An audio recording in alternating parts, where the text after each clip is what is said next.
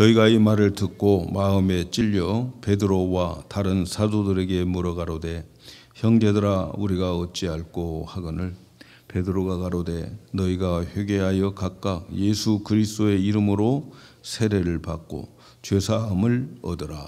그리하면 성령을 선물로 받으리니 이 약속은 너희와 너희 자녀와 모든 먼데 사람 곧 주 예수 우리 하나님이 얼마든지 부르시는 자들에게 하신 것이라 하고. 아멘. 할렐루야. 오늘 제목은 생명수가 흐르는 길, 이렇게 제목을 가지고 은혜 나누기를 원합니다. 1월달 한 달 동안 표에 대한 말씀을 전하고 있습니다. 금년도 우리 표 생명수 강이 흐르는 교회다, 이렇게 정했습니다. 이 표를 하나님께서 주신 것을 보면 금년에는 생명의 역사가 일어날 것으로 기대됩니다. 왜냐하면 생명수는 살아있는 물이기 때문에 그렇습니다. 지금까지 우리가 살펴본 것처럼 생명수가 흐르는 곳에는 항상 살아남의 역사가 있었고 또 고쳐지는 역사, 회복의 역사가 있었고 그리고 번성하는 역사가 일어났던 것을 우리가 살펴보았습니다. 하나님의 역사를 보면은 거의 많은 큰 일들은 말이죠, 반전의 역사예요. 반전의 역사, 역전의 역사입니다. 그래서 하나님은 역전의 명수예요. 하나님은 먼저 약속과 말씀과 비전을 우리에게 주시죠. 우리로 말하면 생명수가 흐르는 교회다. 생명수가 우리를 살아나게 할 것이다. 이렇게 말씀과 꿈과 비전을 주셨죠. 그런데 정작 현실들을 보면 오늘 썰렁하잖아요. 살아나야 되는데 아니 우리 교회 지금까지 없었던 환자들이 생기고 그렇잖아요. 평범했던 삶이 요동치기 시작하고 아프지도 않았던 사람들이 아프고, 그러나 이러한 가운데 하나님의 약속을 붙잡고 늘어지면 반드시 그 약속대로 되어지는 거예요. 약속이 성취돼요. 그러나 우리는 그 과정을 생각할 때에 우리의 스케줄 또 우리의 계획으로 우리의 이성으로 그 목표를 달성하는 과정을 본단 말이죠. 그 과정을 판단하는 거죠. 모든 상황이 그러니까 안 될 것 같지요. 더 어려워지잖아요. 점점 어려워지잖아요. 그런데 나중에 보면 하나님은 다른 방법으로 다 성취해 버렸어요. 우리는 생각하지도 못했던 방법으로 하나님이 성취해 버려요. 제가 학교 다닐 때 제일 많이 기도 제목이, 정말 평생 장가 가기 전까지 기도 제목이 뭐냐면 하나님 등록금 좀 주세요, 이거였어요. 등록금. 등록금 달라고. 등록금을 맨날 늦게 내. 입학금만 제대로 내고 학교 다녀본 적이 없어요. 그 등록금을 위해서 기도하면 하나님 이 사람을 통해서 빌려줄 거다. 저 사람을 통해서 하나님 역사할 거다. 한 번도 맞춰본 적이 없어요. 한 번도 안 맞아요. 내가 기대했던 대로 한 번도 등록금을 제대로 내본 적이 없어요. 하나님의 특별한 방법, 하나님이 따로따로 정해놓은 방법들이 있더란 말이죠. 요셉을 보세요. 그는 소년 시절에 하나님으로부터 꿈과 비전을 받았어요. 그런데 그 펼쳐지는 환경은 전혀 꿈과 비전에 반대되는 쪽으로만 가고 있잖아요. 인간적인 면으로는 어떻게 형들이 그에게 이 상황에서 무릎을 꿇고 절을 할까? 정말 그의 펼쳐지는 인생을 보면은 형들이 무릎 꿇기는 그냥 더 미워하고 싫어하고 형들의 손에 팔려서 노예로 가게 되는 인생을 맞이하잖아요. 노예로 이제 빨리 다른 나라로 팔려가 버린 요셉, 어떻게 형들이 무릎을 꿇을까 생각이 되잖아요. 노예로 팔려가서 또 감옥에까지 들어가는 요셉. 그런데 나중에 하나님의 말씀대로 되잖아요. 하나님의 비전대로 되잖아요. 하나님의 방법대로 되잖아요. 나중에 요셉이 고백하기는 우리를 이렇게 인도한 것은 형들이 나를 판 게 아니고 하나님이 우리를 인도했다고 이렇게 고백을 하고 있지 않습니까? 왜 이렇게 약속이 있음에도 불구하고 우리의 상황이 죽음의 상황, 우리의 어려움의 상황으로 이렇게 몰고 갈칠까? 여러분, 죽음의 상황에 가봐야 살려내는 역사를 맛을 보죠. 어려움을 당해봐야 하나님의 능력을 체험하게 되는 거지요. 그런 거예요. 하나님을 제대로 알고 하나님을 제대로 믿으려면 하나님을 끝까지 믿도록 살기 위해서 죽음의 환경에서 죽음의 상태에서 한번 하나님 만나야 일생을 끝까지 하나님 믿고 정말 죽을 때까지도 하나님이 그의 하나님인 것을 믿고 꼭 붙잡고 죽을 거 아니겠습니까?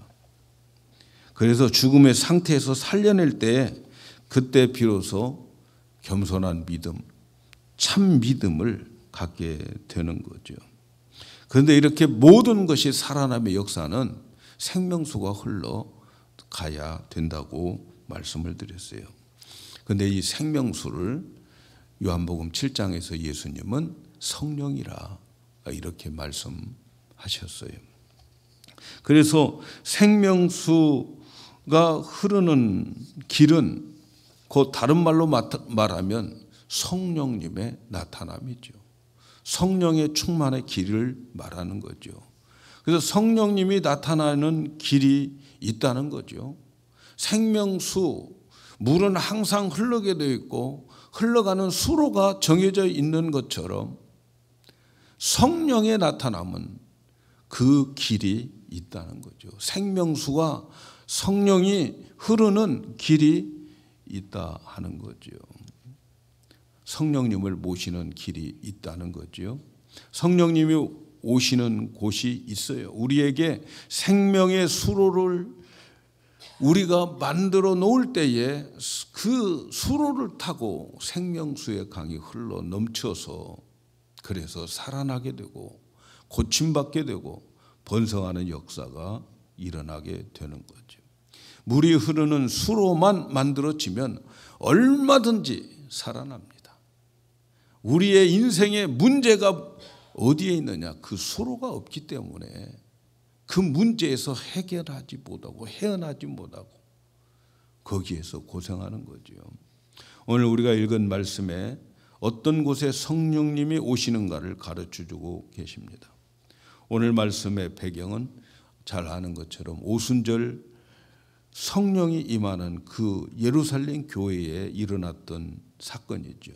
성령이 임한 후에 이 120명의 이 제자들은 정말 사람들이 보기에 세상 사람들이 보기에 술 취한 사람들처럼 보였어요. 성령 충만해지니까 그 사람들이 하는 모든 일들이 말도 다른 말을 하게 되고 또 그들의 얼굴빛도 달라요. 그래서 보니까 꼭 술 먹고 기뻐하는 사람들처럼 보이는 거예요. 그래서 사람들이 새 술에 취했다 이렇게 말하는 거죠. 새 술이라고 하는 것은 값싼 술이라는 말이에요. 술이 제대로 발효되지 않는 정말 우리나라로 말하면 막걸리 같은 그런 술을 말하는 거지요.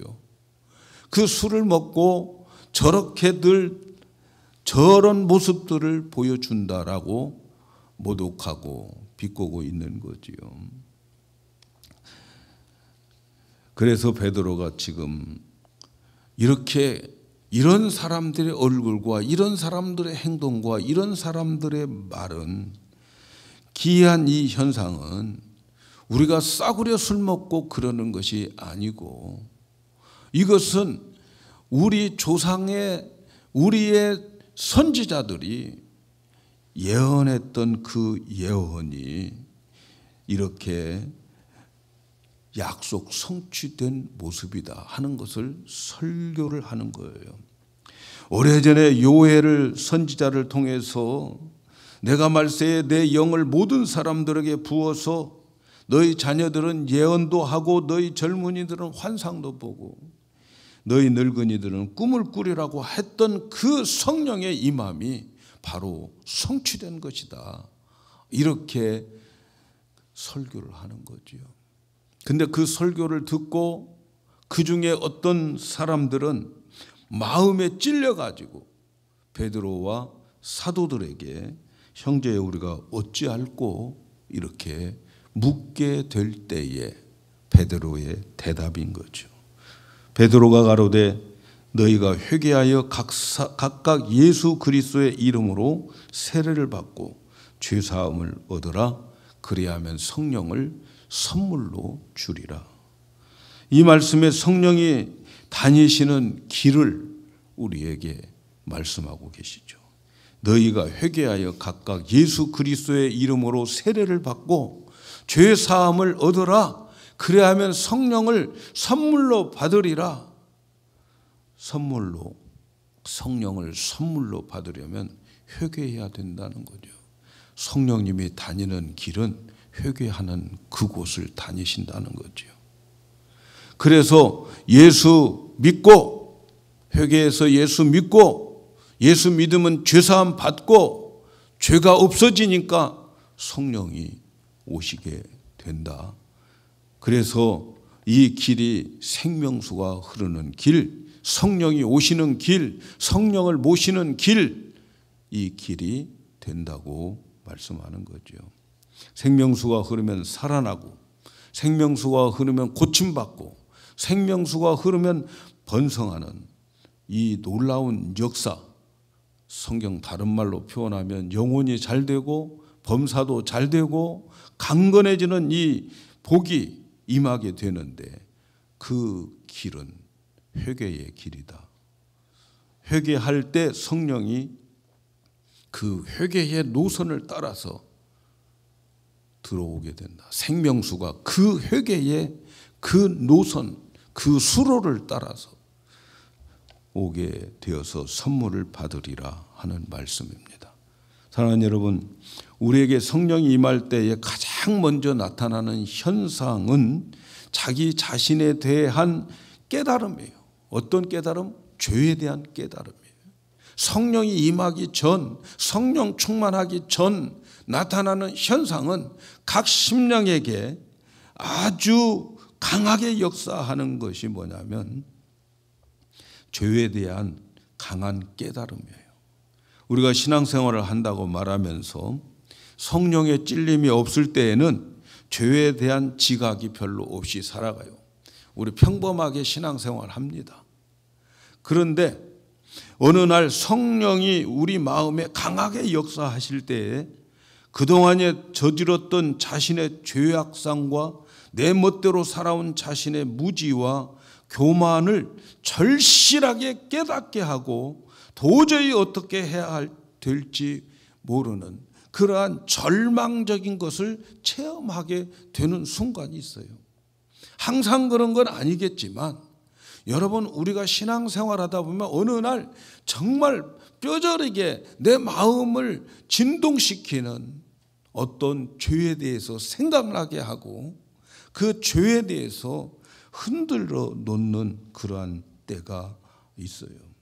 보통 사람들은 정상적으로 너무나도 무지해서, 정상적일 때는 너무나도 무지해서 잘 깨닫지 못하기 때문에 대개 하나님께서는 어떤 사람들에게 깨닫게 하기 위해서는 여러 가지 다른 상황들을 통해서 그 사람의 마음을 가난하게 만들어요. 심령이 가난하게 만들어요. 예를 들면 잘 되는 사업이 안 된다든가, 그러면 심령이 가난해지기 시작하는 거예요. 왜 이러지? 또 정말 어떤 병에 걸려가지고 그래서 심령이 가난해지고, 혹은 수개월 동안 정신적인 어떤 번민을 함으로 인하여서 마음이 가난해지게 될 때가 있어요. 이러다가 어느 날 성령께서 마음에 강하게 역사하면 자신이 얼마나 악한 사람이고 얼마나 하나님을 대적하면서 살아온 삶이었고 하나님이 싫어하는 것을 얼마나 내가 많이 행했는지 절실하게 깨닫게 됩니다. 이때에 자기 자신은 완전히 아주 무서운 재판장 앞에 서 있는 한 죄인인 것을 깨닫게 되는 거예요. 내가 너무 죄를 많이 졌구나. 이것을 깨닫는 때가 있어요. 그러면 오늘 본문에 나온 사람들처럼 형제여 어찌할꼬 이렇게 외치게 되는 거예요. 내가 이렇게 큰 죄를 졌구나. 이렇게 많은 죄를 졌구나. 이렇게 무지하게 살았구나 하는 것을 느낄 때가 있어요. 바로 그 느낌이 이제는 생명수의 강물이 그 보에서 이제 그 보문이 열어지는 순간이죠. 그 길이 수로가 생기지는 그러한 순간이죠. 이 생수의 강물이 흐르는 길을 만들기 위해서 성령께서 강하게 역사하는 거예요. 그래서 막 찔리는 거예요. 목사님 설교를 들으면 이건 완전 나를 위해서 설교한 것 같고 목사님 설교할 때에 아니 누가 일러 바쳐서 저런 말씀을 하시지? 1년에 한두 번씩 그 말을 들어요. 목사님 지난주에 뭐가 화가 났어요. 저 화나서 설교한 적 한 번도 없습니다. 저는. 예? 제가 뭐 어떤 것을 강조하기 위해서 목소리가 클 수는 있겠지만 화내가지고 여러분들 앉혀놓고 내가 화풀이 하면서 이 강단에 있으려면 제가 뭐하러 목사짓 하고 있어요. 정말 여러분들을 마음으로 사랑하고 영혼을 사랑하고 해서 하는 것이지 아니 설교 준비하면서 한 사람 놓고 왜 시간을 허비합니까? 일주일 내내. 그게 없어요, 여러분. 절대로 오해하시기 마세요. 성령께서 역사하시고 그런 마음이 들었을 때는 이제는 내가 곧 복권 당첨된다 이렇게 생각하셔야 되는 거예요. 그렇게 마음이 진동이 오고 흔들려도 꼼짝하지 않고 회개하지 않으면 못 살아나요, 여러분. 못 살아나요. 회복되지 못합니다. 고치지 못해요. 번성할 수가 없어요. 그만큼 설교 듣고 성경을 읽어갈 때마다 감동을 주고 마음을 흔들어도 회개하지 않으면 생명수 그 물이라고 하는 것은요 막으면 딴 데로 옮겨지게 되어 있어요. 그렇죠? 물 막아보세요. 다른 사람한테 가는 거예요. 다른 사람한테.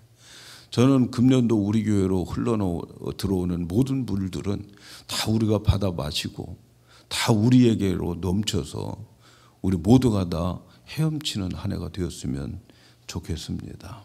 그런데 말이죠. 사단은 모든 사람들에게 무서운 심판 앞에서 안심시키는 데 열심을 냅니다.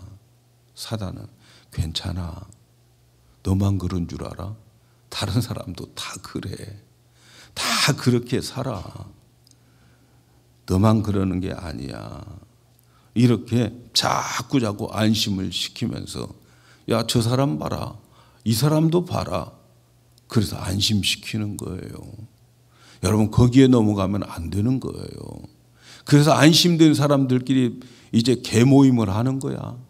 침묵회도 하고 그래가지고 안심시키는 사람들끼리 모여가지고 또 여러 가지 목소리를 높이는 거죠. 여러분 다수결이 좋은 것 성경적으로는 다 아니에요.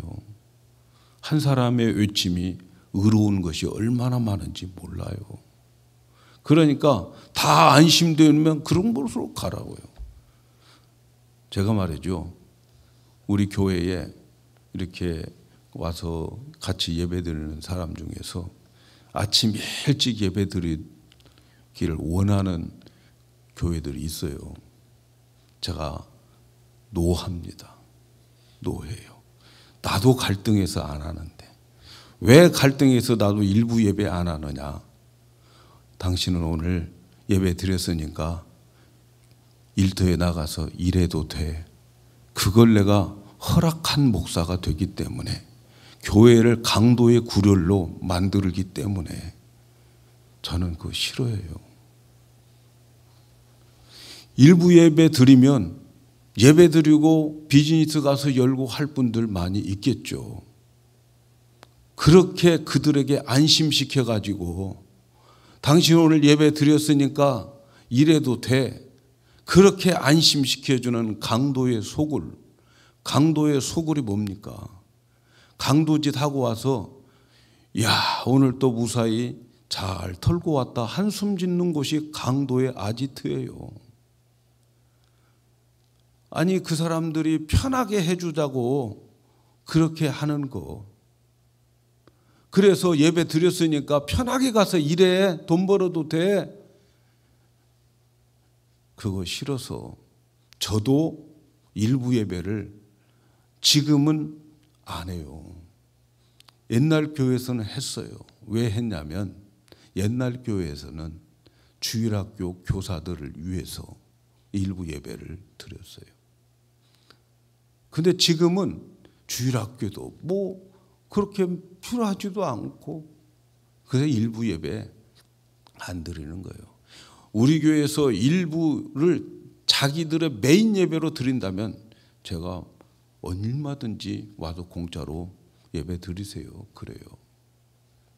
그런데 비즈니스 가진 사람들 때문에 내가 예배에 그 사람들을 드리고 그리고 일하러 가기 위해서 한 사람이라도 모으는 게 귀중해서 예배 드리겠습니다. 노합니다. 내가 잘난 체 할까 봐서 그런 식으로 말은 않지만, 그러나 일단 노하는 거예요. 노.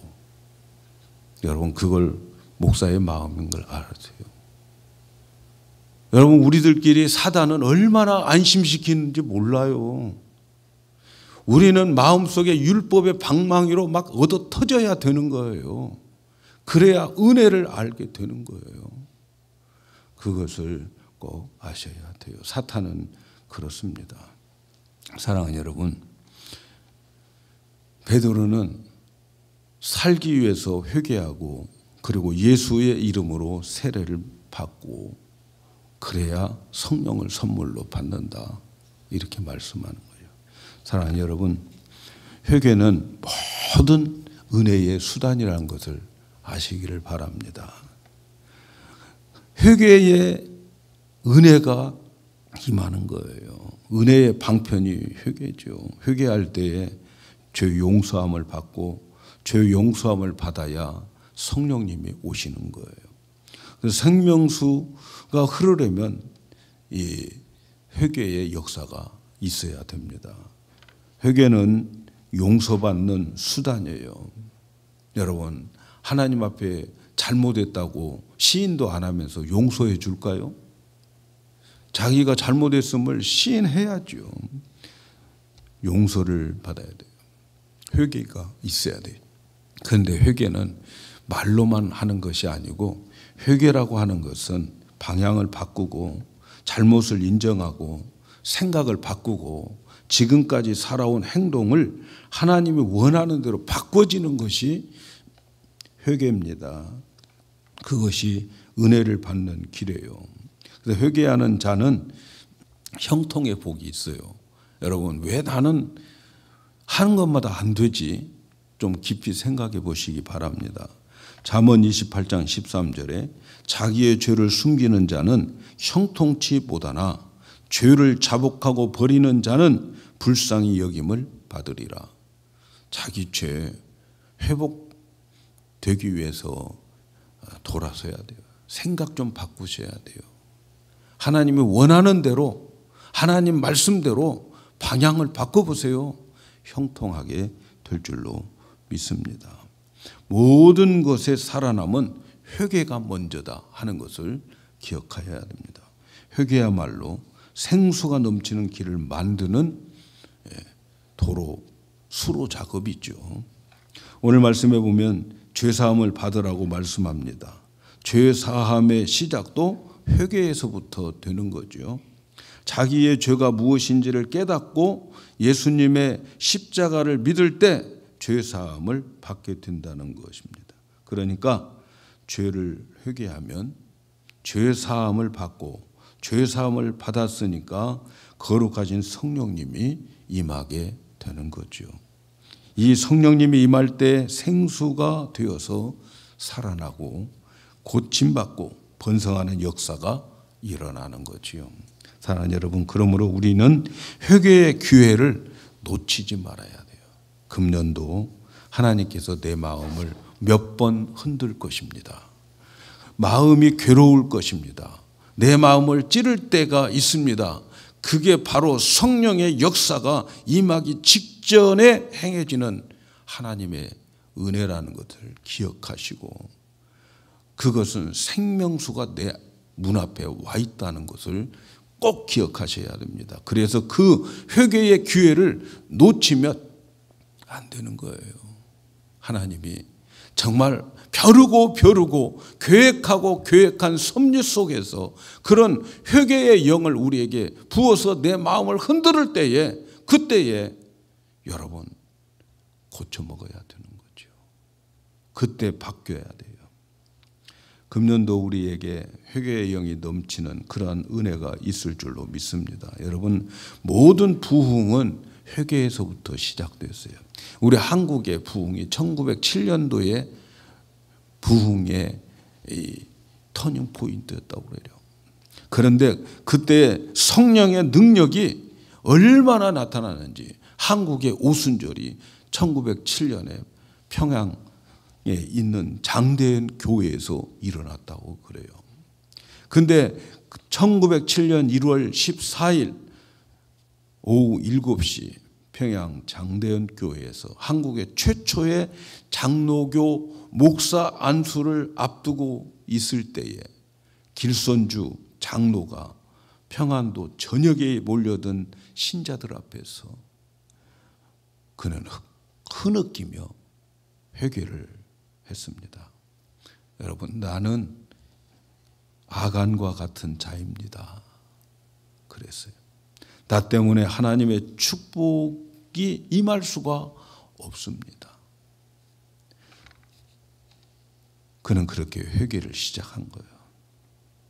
약 1년 전에 자기 친구가 있었는데 병으로 죽게 되어서 죽기 전에 자기를 불러서 부탁을 했습니다. 길장로, 나는 곧 세상을 떠날 것 같소. 내 안에는 이 집에 있는 모든 것을 잘 정리할 수 있는 그러한 능력이 없소. 그러니까 자네가 좀 그 집 정리를 좀 해달라고 부탁을 했어요. 그때에 이 길장로는 난 부인이 관리하던 그 모든 재산을 다 이렇게 관리하는 중에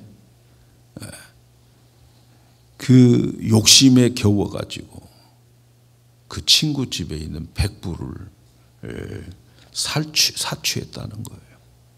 그러면서 나는 하나님의 일을 방해한 사람이고 내일 아침에 나는 백불을 그 미망인에게 갖다 드릴 것이라고 1500명 되는 교인들 앞에 나와서 회개를 한 거예요. 그때의 길 장로가 보여준 이 통회한 그 회개는 그 자리에 있었던 많은 신자들도 도전을 받아서 앞에 나와서 회개하기 시작해요. 심지어 선교사들도 회개하기 시작한 거예요. 선교사들도 새벽 2시가 넘을 때까지 막 회개의 바람이 부르는 거예요. 선교사들은 자신들이 교만하고 편견을 가지고 이 민족을 대한 것에 대한 것을 회개하고, 또 교인들은 이 선교사들을 미워하고 또 질시했던 그런 것들에 대해서 미움에 대해서 뉘우치고 새벽 2시까지 회개의 그 바람이 일어난 거죠. 그래서 회개하는 사람이 있으면 그 다음에 또 다른 회개가 나오고 회개가 나오고 이렇게 시작되어진 것이 평양 대부흥이었어요. 그리고 한국교회는 그 후에 성령의 놀라운 경험을 하게 되어서 그때의 그 성령의 나타남은 평양의 오순절이었다. 이렇게 한국 기독교 역사는 기록하고 있습니다. 한국 기독교의 부흥의 역사 역시 회개에서부터 출발한 거죠. 회개가 부흥을 가져왔고 그때 성령이 임함을 한국이 부흥의 놀라운 체험을 하게 되어지고 그 후로부터 일제 압박을 받음에도 불구하고 믿음 지키고 순교하는 순교자들이 얼마나 많이 우리 한국에서 배출됐는지 몰라요.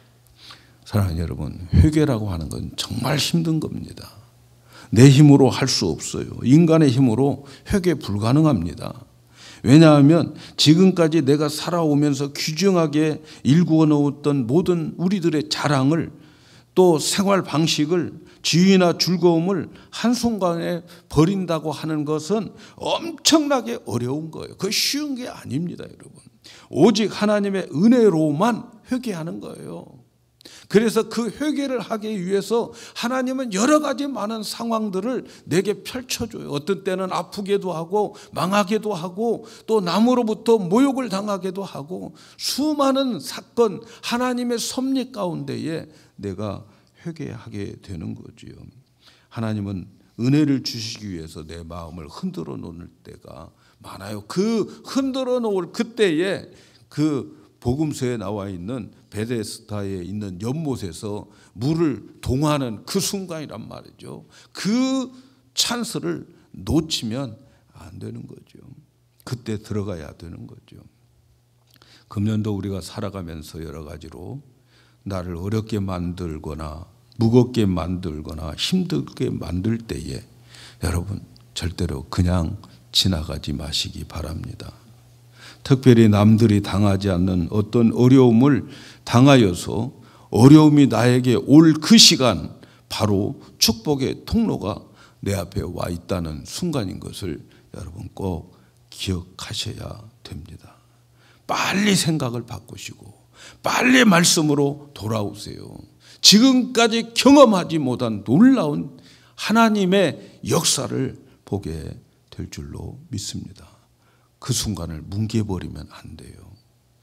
금방 지나가요. 물이 한번 동하다가 금방 없어져 버리는 것처럼 그 큰 압력이 들어올 때에 우리는 빨리 회개해야 되죠. 그렇지 않으면 여러분 더 큰 일 만납니다. 더 큰 압력이 들어와서 더 많이 손해를 볼 때가 많아요. 사랑하는 여러분, 그래서 가장 좋은 것이 뭐냐면 열심히 말씀 듣고 열심히 기도하면서 사는 거예요. 그러면 회개할 것이 없어요, 여러분. 금년도 여러분 이렇게 살기를 바랍니다. 죄 안 지려고 막 이렇게 저렇게 떨면서 다니지 말고 그런 소극적인 신앙생활 하지 말고 적극적으로 열심히 말씀 듣고 열심히 기도하고 그러면 이 사탄이 틈탈 그러한 기회가 없어요.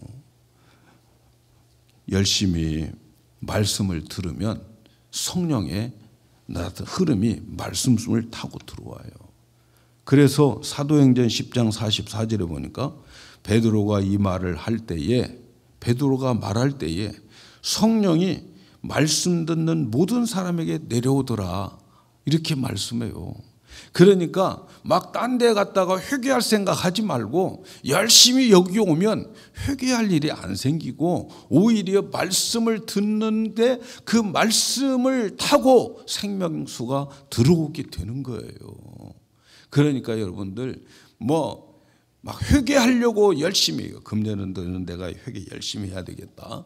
그런 마음보다는 어떤 마음? 금년도에는 내가 열심히 말씀을 듣고 배우고 읽고 쓰고 해야 되겠다. 여러분 이런 마음을 가지고 적극적으로 신앙생활 하는 것이 훨씬 낫습니다. 내가 열심히 기도해서, 그래서 열심히 기도할 때 성령이 우리에게 오시는 그 기도가 성령의 수로가 될 수 있도록 하는 것이 훨씬 낫죠. 누가복음 11장 13절에 너희가 악할지라도 좋은 것을 자식에게 줄 줄 알거든 하물며 너희 천부께서 구하는 자에게 성령을 주시지 않겠느냐. 성령을 기도하는 자에게 주시는 거예요. 회개를 통해서 성령의 수로로 될 수 있지만 내가 기도함으로 인해서 성령의 수로를 만들 수 있다는 거 아니겠습니까? 항상 깨어 기도하고 생활에 기도하고 이런 습관이 있어져야 되는 거죠. 여러분, 적어도 우리 성도 여러분들은 새벽 기도나 수요 성경 공부는 여러분의 삶의 한 부분이 되어져야 돼요. 당연히 참석하고 당연히 기도하고 내 삶의 습관이 되어져야 되는 거예요. 예수님도 습관에 따라서 기도하셨다고 하는 거예요. 여러분, 이것이 습관이 안 되고 그러면 얼마나 이게 노동인지 몰라요. 기도가 습관일 때는 여러분 습관적으로 기도하는 것은 쉬워요. 습관적으로 성경 공부 참여하는 거 쉬워요. 습관을 들여야 돼요. 습관을 안 들이고 아유 참여하기 참 힘들더라 이러면 곤란한 거죠. 여러분, 습관화 되시기를 바랍니다. 그러면 모든 것이 쉬워져요. 다른 건 습관화 잘 되잖아요. 그런데 기도하고 말씀 듣고 이것은 사탄이 얼마나 방해를 하는지 몰라요. 그런데 내가 습관화 되어버리면 사탄 포기하고 이제 건들지 않아요. 마치 욥을 아무리 시험을 주어도 시련을 주어도 하나님 거절하지 않는 것처럼 욥에서 떠나버리는 거예요. 그래서 사탄이 우리 영광교회 성도들을 보면 에이 재수없어 그런 말을 들으셔야 되는 거예요. 사탄을 재수없게 만드는 여러분 되기를 축복합니다. 아멘이죠? 그래서 금년도는 회개보다는 더 말씀을 듣고 더 기도하고 그리고 찬양 중에 거하시는 주님이라고 했으니까 더 찬양하는 이런 적극적인 걸 가지고서 여러분 금년 한 해를 도전하시기를 바랍니다.